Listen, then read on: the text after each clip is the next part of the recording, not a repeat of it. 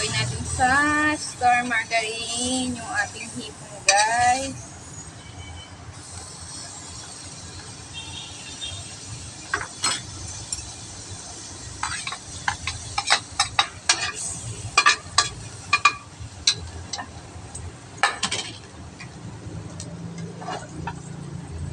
Hindi kasi pantay. Yan. Medyo i-crispy po natin yung ating bawang.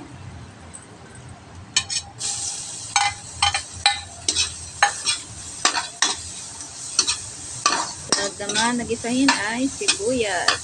Ayan. Ito yung ating hipon. Ayan, guys. Ating ulam for lunch is hipon.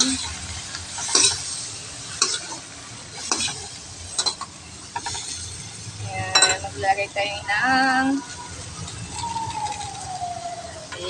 huwag na tayo guys mag-asin.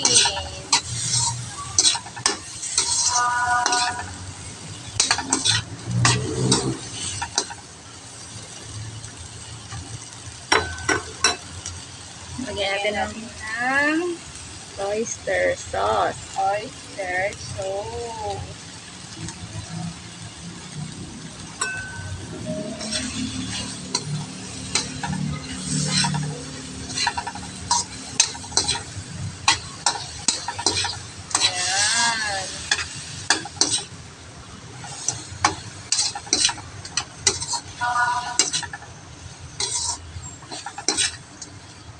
Naanan natin yung apoy guys para maid lang.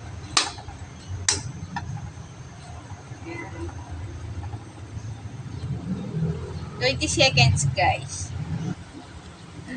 Ayan, maglagay muna tayo ng mainit na tubig. Kunti guys. Ayan, pwede nang lakasan ang apoy para mabilis maluto. Ayan na. Yes guys, lagyan natin ng konting chili. Ayan, suwabe. Ayan, ang ating hipon. Masarap po kapag spicy. Oh. Guys, lagyan natin ng pampakulay yung ating hipon bago natin hanguin. Ito na guys. Ayan. Sibuyas dahon. O, diba? Napakakulay. Ayan. Okay. Guys, luto na ang aming ulam for lunch. Hipon. Okay guys. Thank you for watching. Bye bye bye.